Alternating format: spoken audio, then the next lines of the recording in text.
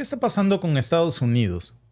Que no había levantado ni un dedo de frente a las violaciones de las leyes diplomáticas en el asalto al consulado de Ecuador hasta hace no más de 3 horas. ¿Qué fue lo que tuvo que hacer Andrés Manuel López Obrador, que básicamente manoteó la mesa y muy duro para que hubiese una consecuencia que parece ahora tener tras las cuerdas a Ecuador?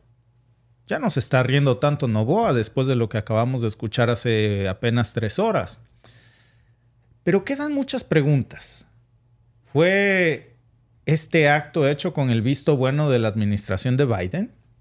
¿Por qué esa parecía ser la acusación que hoy hizo el presidente de México, Andrés Manuel López Obrador? ¿Es un movimiento desestabilizador de Washington contra las elecciones de México, impulsado desde la administración de Joe Biden? Y aquí viene un dato que no muchos están mencionando. El presidente ecuatoriano es ciudadano estadounidense. No nació en Ecuador, nació en Miami. ¿Coincidencia? Difícilmente. Difícilmente. Se vienen elecciones en México y seamos sinceros. Morena, la izquierda, no son precisamente los favoritos de Biden, ni tampoco de Canadá. Así que el presidente de México parece que no tuvo otra opción más que poner contra las cuerdas primero a Washington para que Washington embistiera hace unas horas a Ecuador.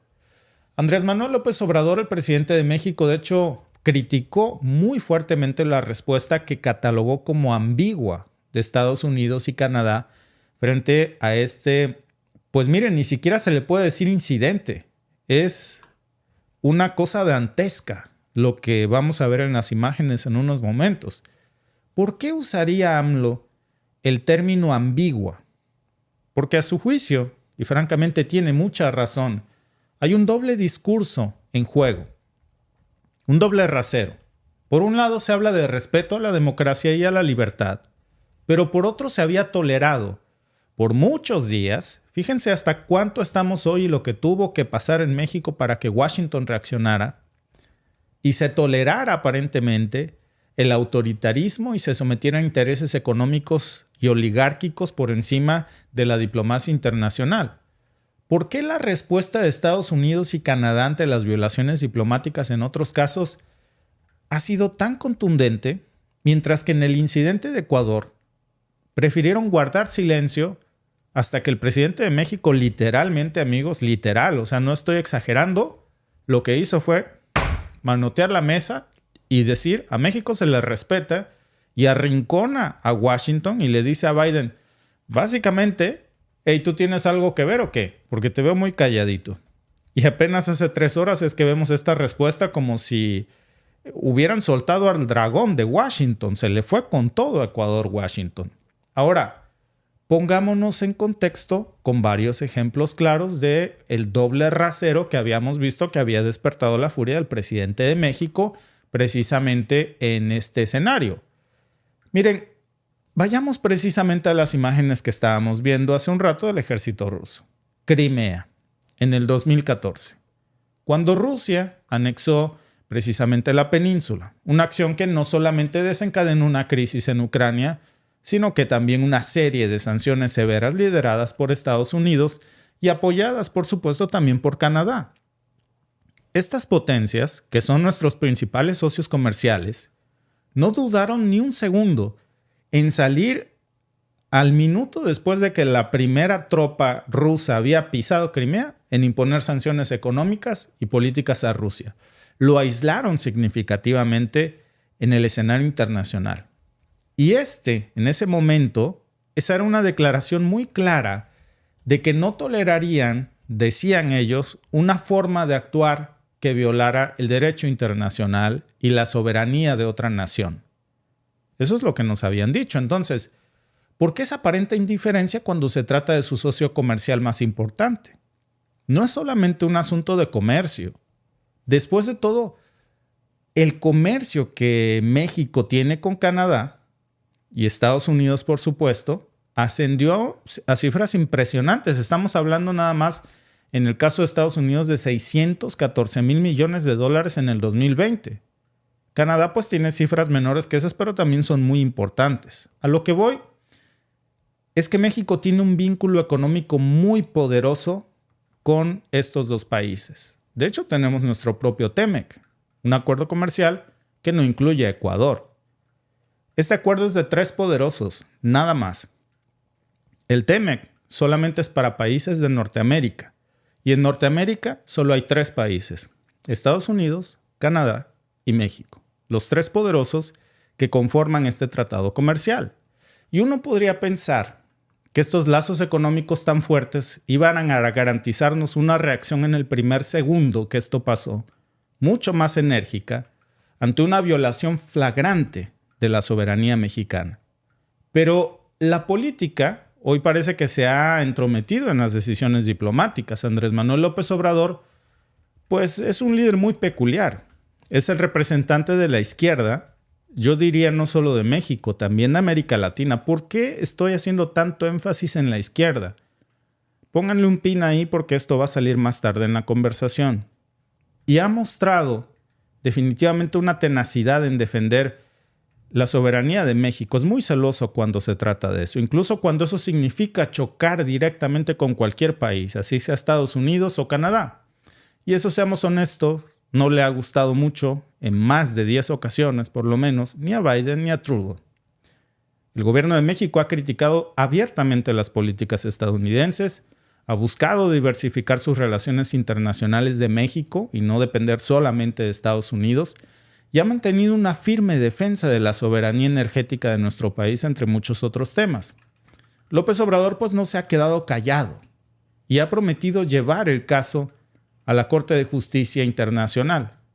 Y lo que dijo básicamente es: a México se le respeta.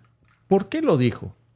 Porque el asalto a una embajada no es solamente un acto local, es algo mucho más poderoso. Miren, déjenme mostrarles este clip de AMLO. Son algunos minutos, pero vale la pena que ustedes le presten atención por las imágenes, además, que indignan ver de cómo la policía ecuatoriana sometió a un diplomático mexicano como si fuera un criminal, que además es una persona de edad avanzada. Digo, o sea, tiene todas sus facultades, pero es una persona mayor y se le sometió como si fuera un delincuente, y esto es un insulto para la soberanía mexicana. Pero vean también las palabras del presidente López Obrador y cómo básicamente lo que le dice a Biden es: ¿tienes algo que ver? Porque te veo muy calladito. Y después de esto vamos a ver cuáles fueron las reacciones y cómo tuvo que manotear la mesa así de fuerte para poner en jaque a Ecuador. ¿Creen que nos estamos chupando el dedo o que es como antes, que los gobiernos se arrodillaban ante las hegemonías, ante gobiernos extranjeros? Ahora no.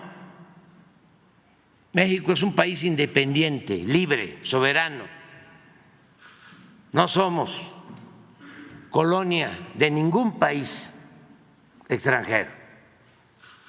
Y vamos a seguir resistiendo. Y esto también lo digo por la agresión a nuestra soberanía en Ecuador. Hoy vamos a dar a conocer imágenes que se tomaron de adentro de la embajada, de la forma tan autoritaria y vil en que allanaron nuestra sede diplomática, el asalto a nuestra embajada. Y eso no lo hace un gobierno si no siente que tiene respaldo de otros gobiernos o de potencias. Por eso vamos a llevar este asunto a la Corte de Justicia Internacional. Alba, voy a hacer una pausa aquí porque quiero que no se pierda el enfoque de algo que parece crucial.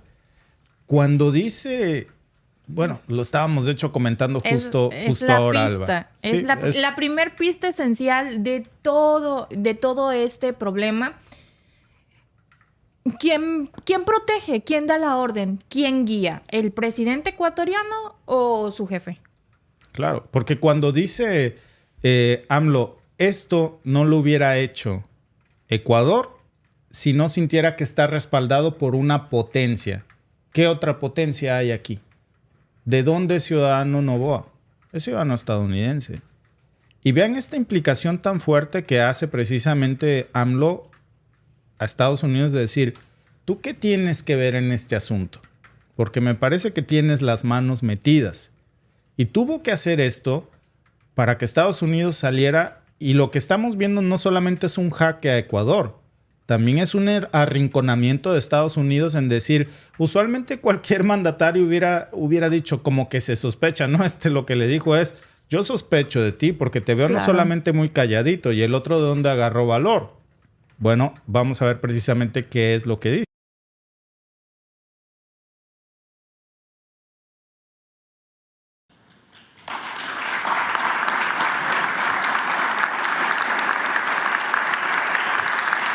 Habíamos quedado de dar a conocer un video del asalto a nuestra embajada en Ecuador, porque se tomaron escenas muy dolorosas del maltrato a uno de nuestros diplomáticos, pero son escenas afuera de la embajada. Cuando regresa todo el grupo, toda la misión que estaba representando a México en Ecuador, se traen algunas imágenes de cámaras del interior de la embajada, cámaras de seguridad. Y entonces ya se está conociendo más. Todavía no se termina de tener toda la información de cómo fue este asalto autoritario. Hoy le pedí a la Secretaría de Relaciones, Alicia Bárcena, que en la CELAC, que es la representación de países hermanos de América Latina y del Caribe, se diera a conocer esta información, este fragmento de video. Pero como estamos aquí y ya hablé de esto, vamos a que se dé a conocer ahora, y que Alicia Bárcena, que es extraordinaria, excepcional secretaria de Relaciones Exteriores, complemente en la reunión lo que se va a hacer desde los cauces legales. Nosotros somos juaristas, nada por la fuerza, todo por la razón y el derecho.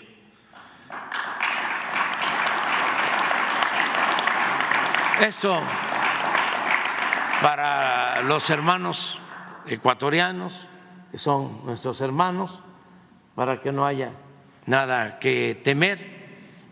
Y como siempre lo decimos, no somos iguales, nosotros no somos autoritarios, no somos fachos,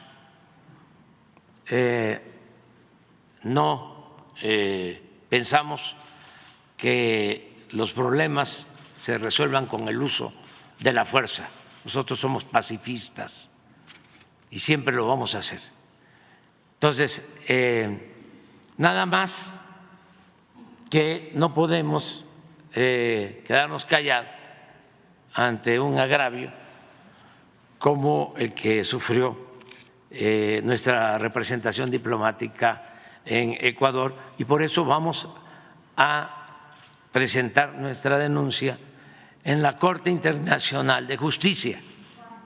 Se está elaborando el documento también para que quede claro que esa es la instancia a la que vamos a acudir. Y eso es lo que nos importa, que se actúe, porque se trata de una violación no solo a la soberanía de nuestro país, sino al derecho internacional, al derecho de asilo, al derecho que tienen todas las naciones de tener protección de sus embajadas. Esto no se puede permitir, no se puede aceptar en ningún caso, trátese de lo que se trate, y tampoco se puede utilizar ningún pretexto, ninguna excusa para violar un derecho como es el derecho de asilo y el derecho de protección de una embajada en cualquier parte del mundo. Entonces vamos a presentar esto. Es apenas lo que se ha podido editar. Hay más material, vamos a ir dando a conocer lo que se tenga de material.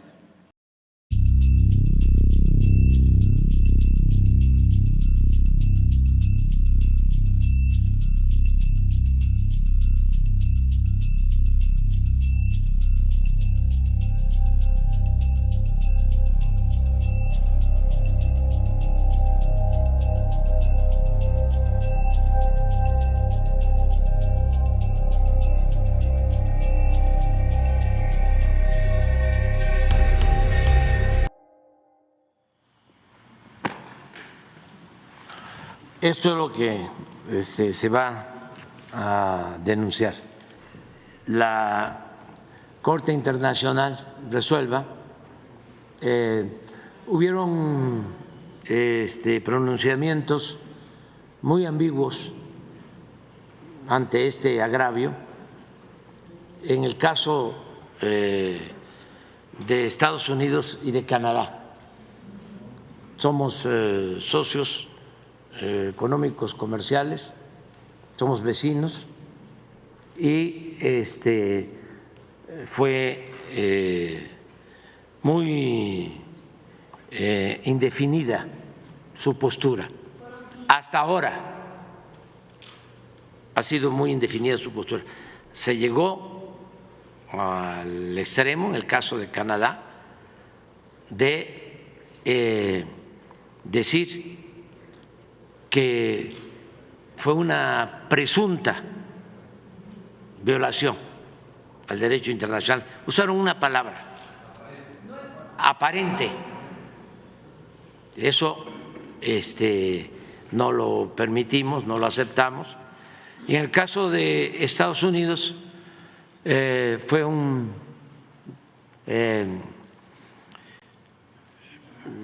documento, un boletín del Departamento de Estado no condenando la intromisión, el asalto, la invasión a nuestra embajada, y hablando de que se busque la reconciliación, pero sin pronunciarse en contra de este acto autoritario. Además, no lo ha hecho el presidente Biden, como lo hicieron otros mandatarios que se han expresado abiertamente. Entonces, pensamos de que quieren mantener relaciones igual que las tienen con nosotros, de amistad con, en este caso, Ecuador, a pesar de una actitud autoritaria como la que estamos viendo. Entonces ya no queremos que se siga aplicando en América la doctrina Monroe, no queremos que se siga aplicando esa máxima de que ese gobernante autoritario es un tal por cual, pero es nuestro tal por cual. No queremos eso. Eso debe de eliminarse. Ese tal por cual es su empleado. Es un dictador, pero es mi empleado. Y entonces hay que protegerlo porque yo lo mandé a hacer eso. Básicamente es lo que dijo AMLO. Presionó muchísimo a Biden. Le dijo, hey, estás aplicando la doctrina Monroe. Ecuador jamás hubiera hecho esto si no se hubiese sentido respaldado por ti o que tú se lo hubieses ordenado, Alba. Claro, porque obviamente está siguiendo las indicaciones de ¿quién? Pues las indicaciones del gobierno de Biden. Y aquí, amigos, no se está discutiendo si se hizo bien o se hizo mal. Lo que se está discutiendo es que hay leyes internacionales en donde las embajadas no se tocan, en donde no se trata el personal diplomático de ninguna nación en ninguna parte del mundo de la manera en que la policía ecuatoriana trató al personal de la embajada mexicana. Eso es lo que se está discutiendo. Hay instancias para pelear si el asilo político era correcto, no era correcto. Hay instancias. No hay excusas. Pero no hay excusa. Es como si dijéramos que las violaciones a las personas que padecen es porque a una mujer, es que mira cómo iba vestida, llevaba una falda. Exactamente, los que están defendiendo la intromisión a la embajada mexicana es como si defendieran a los violadores de niños, a los violadores de mujeres o cualquier tipo de violación. O a los violadores de una soberanía nacional. Exacto. No hay manera de defender un crimen. Lo que se está peleando es la intromisión a la embajada mexicana. Y vámonos por partes. Estaban en contra del asilo político del señor. No vamos a discutir si fue correcto, si no fue correcto. Que eso dio pie. Es como si me dijeras, es que la mujer llevaba minifalda. Eso dio pie. Una ilegalidad no se defiende. Las embajadas no se hace eso en una embajada. No se tocan. No se tocan. Imagínate, hay leyes Alba, internacionales. que México... ¿Vieron esas imágenes? ¿Cómo atacó la policía ecuatoriana al jefe del consulado mexicano? Imagínense que México hiciera exactamente lo mismo con el cónsul estadounidense en nuestro territorio. ¿Qué estaría haciendo Washington ahorita? ¿Se estaría haciendo como que la Virgen le habla? ¿Como que haga un comunicado? Ahora, déjenme preguntarles algo, y perdón que sea tan desconfiado con la pregunta, pero en la política no hay coincidencias, y esto me parece mucha, pero mucha coincidencia. ¿Podría ser este incidente en la embajada mexicana en Ecuador un movimiento desestabilizador contra las elecciones de México, orquestado y protegido por la administración de Biden? Primero, pongamos sobre la mesa un dato bastante preocupante. El presidente de Ecuador es ciudadano estadounidense, nacido en Miami. ¿Y quién lo instruye? ¿Los ecuatorianos o Washington? ¿Es esto simplemente una coincidencia? Porque si vemos más allá, la historia nos demuestra que la influencia estadounidense en América Latina, a lo que se refería el presidente de México, cuando decía ya no queremos ver la política Monroe de nuevo en México, No queremos esa vieja máxima de que ese presidente es un dictador, pero es mi dictador. No es un fenómeno nuevo. Ha habido acusaciones y ejemplos claros a los que se refería el presidente a lo largo de décadas, donde se ha señalado a Estados Unidos de intervenir en los asuntos políticos de América Latina, especialmente en situaciones donde los gobiernos son de izquierda y ganan el poder. Desde los años 70 hasta la actualidad. Por ejemplo, miren, el caso de Chile, cuando Salvador Allende, un presidente socialista, tomó el poder. Estados Unidos se llenó de temor de que esto diera pie a un avance comunista en su, lo que así le decían ellos, patio trasero, y no se quedó de brazos cruzados. ¿Qué hizo?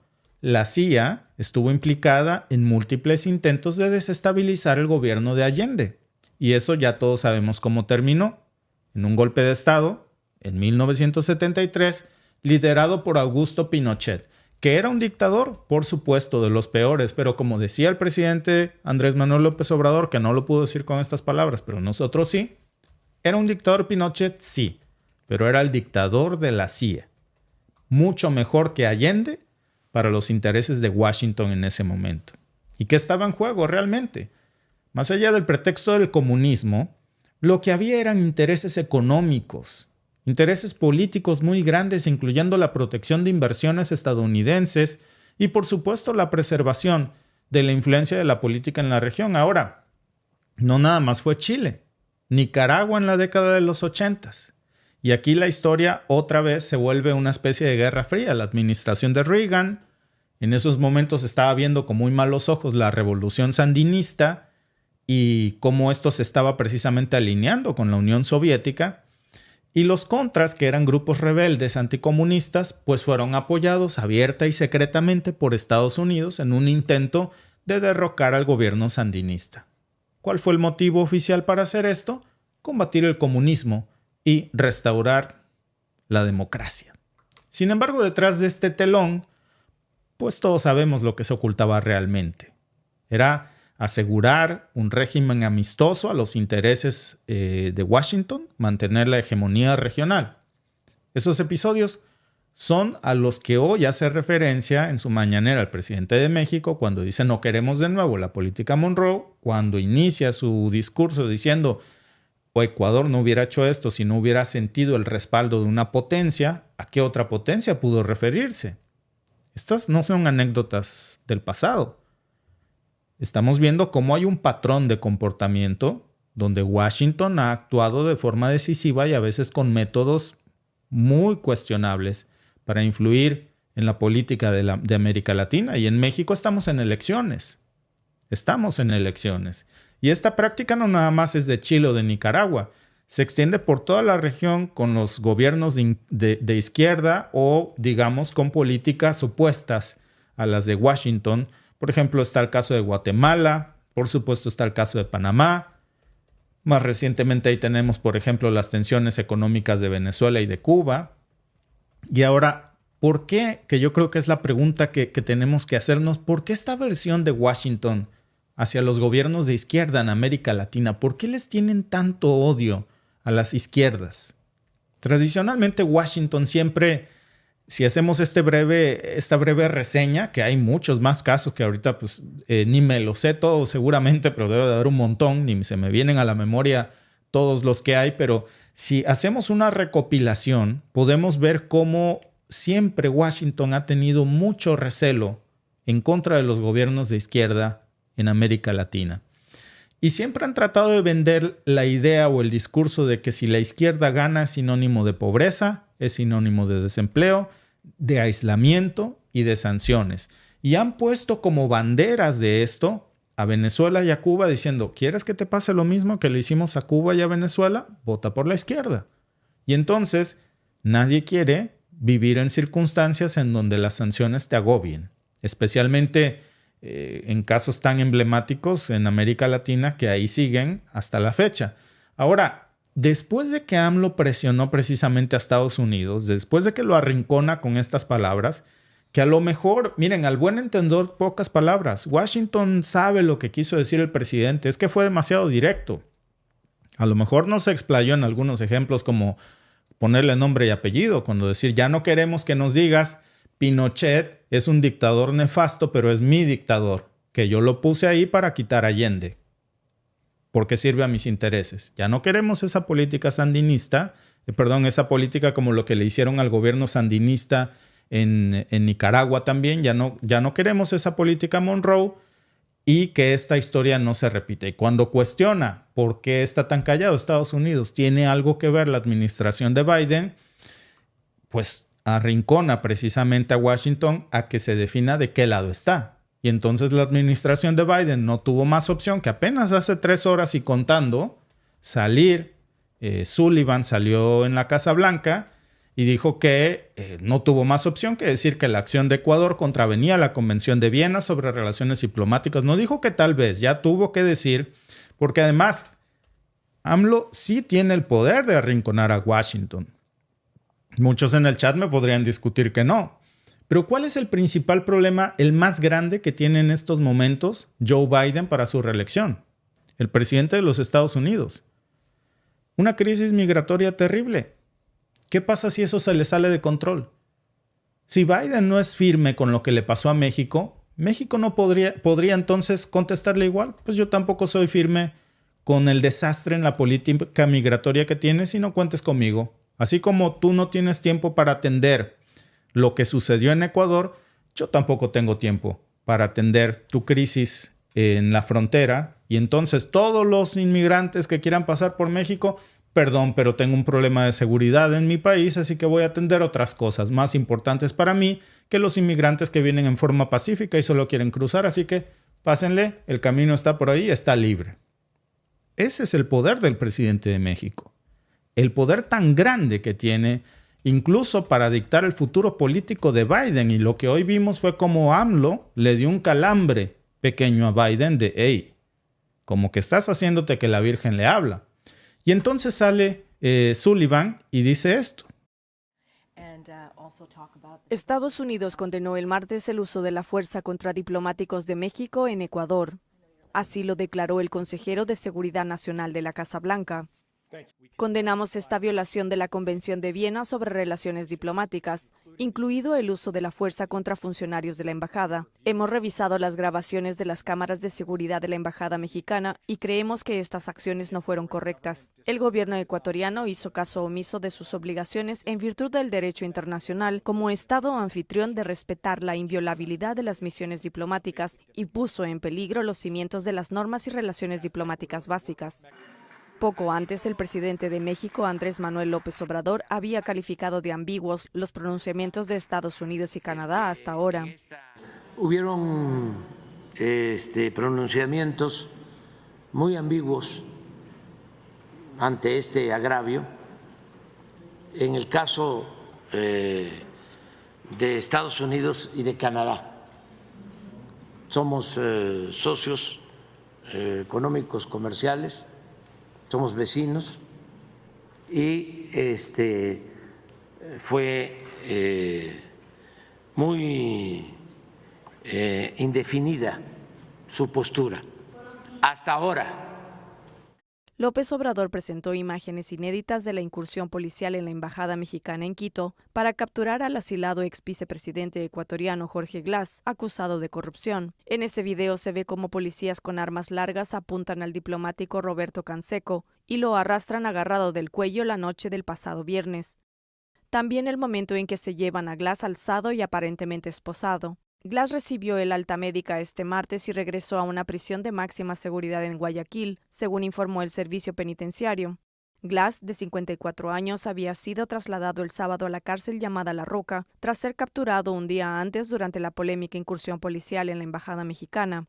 El ex vicepresidente fue internado el lunes en un sanatorio militar de Guayaquil por una descompensación que sufrió tras negarse a consumir alimentos durante 24 horas dentro de la cárcel. Vicepresidente del exmandatario socialista Rafael Correa, Glass se había refugiado en diciembre en la embajada mexicana en medio de una investigación por presunta corrupción. El 5 de abril había recibido el asilo político por parte de México. El presidente ecuatoriano Daniel Noboa justificó la irrupción policial porque no podía correr el riesgo de una inminente fuga, luego de que México otorgara a Glass el asilo político. Sometieron a un diplomático mexicano y le apuntaron con un arma de fuego. ¿Cómo puede alguien defender eso? ¿Qué suerte tienen de que México no sea un país bélico?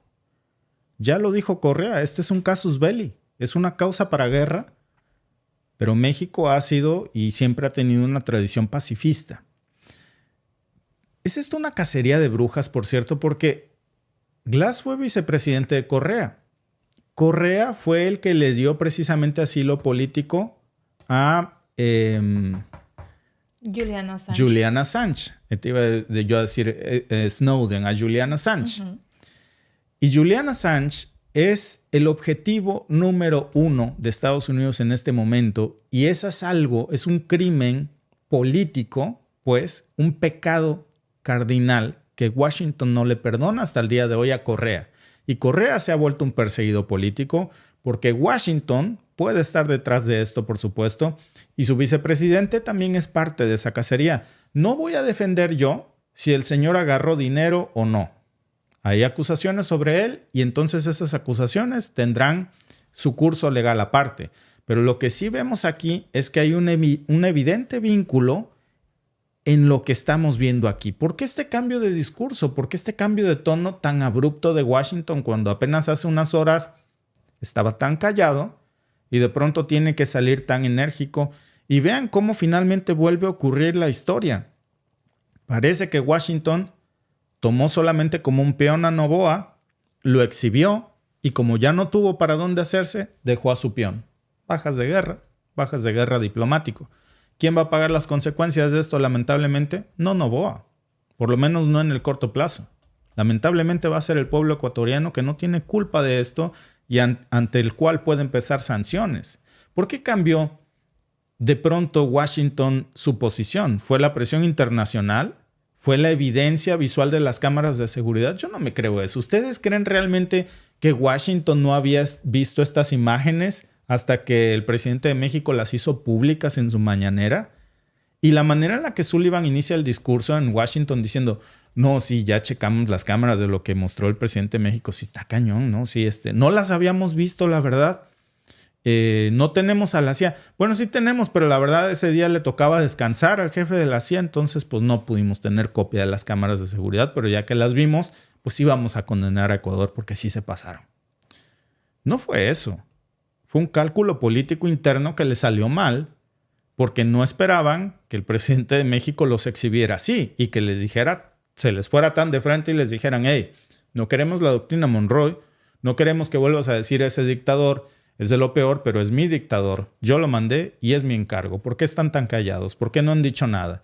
Y el papel de la OEA aquí se vuelve crucial. Con reuniones convocadas por Ecuador y sorprendentemente por Colombia y Bolivia, que están tratando de buscar una solución diplomática. Y evidentemente que la solución va a ser diplomática y no otra, porque somos un país de paz. Porque México no va a contestar igual. Porque en nuestro vocabulario no existe la palabra guerra. Y no va a existir. Tiene que ser una solución diplomática. Pero no por esto se nos puede faltar hacia el respeto. Y esto nos muestra la importancia precisamente de las instituciones diplomáticas aquí y de respetarlas. Porque de lo contrario vamos a exigir una solución diplomática ante acciones bélicas. Y después de esto, ¿qué sigue, Alba? Si no se pone un castigo ejemplar para que esto no ocurra ni en contra de México ni en contra de un país del mundo. Imagínense para todos los que defienden de pronto a Noboa, porque no tiene nada que ver Ecuador con esto. Fue la acción de un enviado que está ahí sentado en la silla. Para los que defienden que estuvo bien lo que hizo Noboa al Consulado de México, piensen un poco, porque dicen que es criminal Glass. Ok. Pues también ante la justicia estadounidense estamos hablando de un caso similar de otro criminal al que precisamente Ecuador le dio un asilo político en la administración de Correa.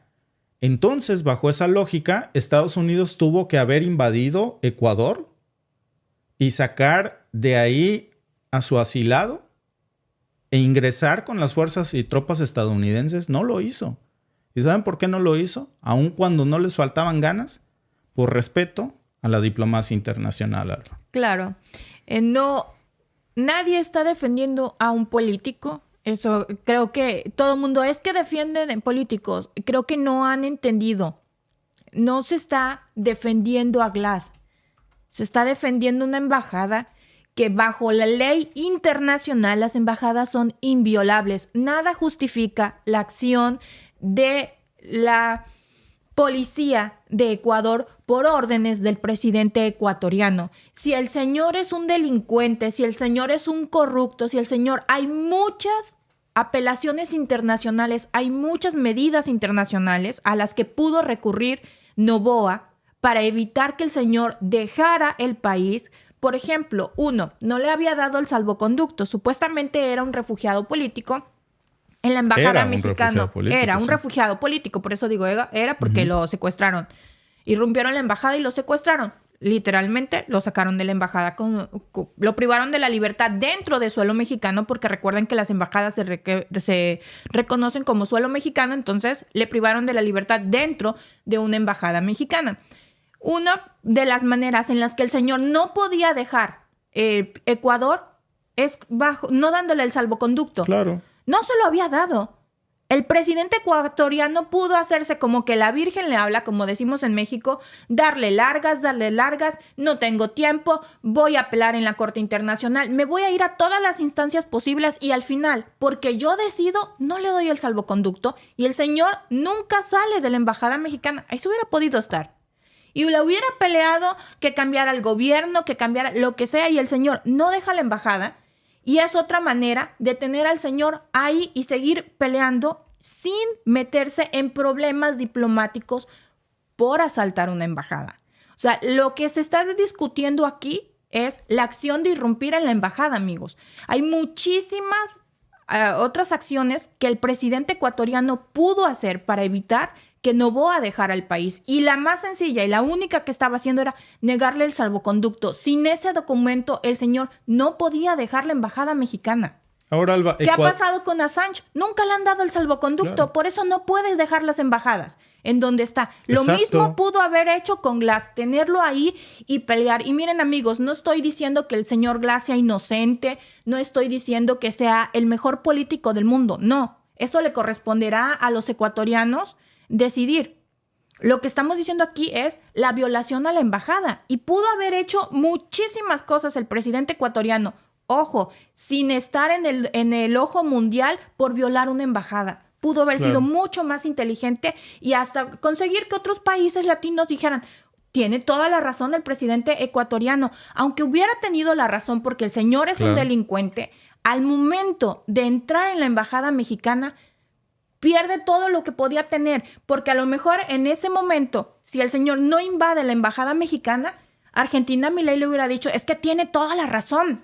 Vean cómo son los gobiernos de izquierda. Ahí lo tienen en la embajada. Pero ¿cómo dicen, vean cómo son los gobiernos de izquierda si el señor viola una embajada? Claro, pero volvemos a esto, Alba. O sea, quienes defienden esto de que Ecuador hizo lo correcto, entonces lo correcto hubiera sido que Estados Unidos hubiera invadido Ecuador cuando se le dio el asilo político a Julian Assange, porque Assange es un criminal para Estados Unidos y entonces tenía todo el legítimo derecho de enviar tropas militares a invadir Ecuador y a punta de bala entrar, matar al que se pusiera enfrente, someter al mismo presidente de Ecuador y llevarse a Assange. Claro. Y nunca retirar a sus tropas como ya lo hemos visto en otros lados. No lo hizo, ¿por qué? Por el respeto diplomático a los consulados, a la figura de asilado político, así sea que el señor haya sido considerado un criminal para el país de origen como Estados Unidos, no lo era para el país asilante. Y eso bajo la Convención de Viena y la de Caracas es en el legítimo derecho internacional lo que procedía. Lo que estamos viendo aquí, lamentablemente, es una forma de actuar que no es la de Ecuador. Pinta más, Alba, a una forma de actuar o a otro patrón que conocemos como el de la doctrina Monroe, de la que hablaba AMLO. Y el presidente de México puso el dedo en la llaga donde más le dolía a Washington y entonces Washington no tuvo más que sacrificar a su peón, probablemente al mismo que mandó o no lo sabemos. No, Pudo claro. ser una imprudencia de alguien totalmente inexperto en la política y enfermo de poder, es muy probable, o pudo ser también con el consentimiento de otras potencias, como lo decía el presidente de México, dicho por el propio presidente. Y entonces, ante esa duda, sale y sacrifica al peón. Y dice, pues, órale, sacrificios deben ser hechos. Claro, o sea, realmente sigan el hilo, amigos.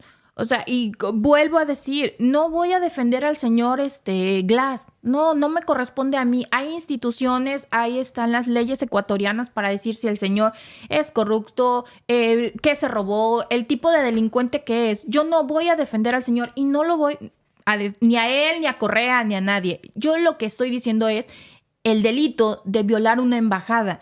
Vámonos por partes y les digo, el presidente de Ecuador realmente pudo vender esa carta y jugarla de manera maravillosa, que internacionalmente se presionara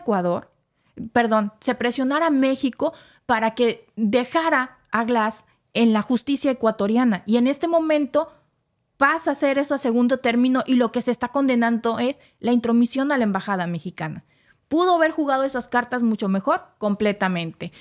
Gracias por vernos. Si te ha gustado este clip, síguenos en vivo para ver nuestro programa completo de lunes a viernes en nuestros canales de YouTube y Facebook. Suscríbete, comparte con tus amigos y déjanos tus comentarios. Te esperamos en vivo.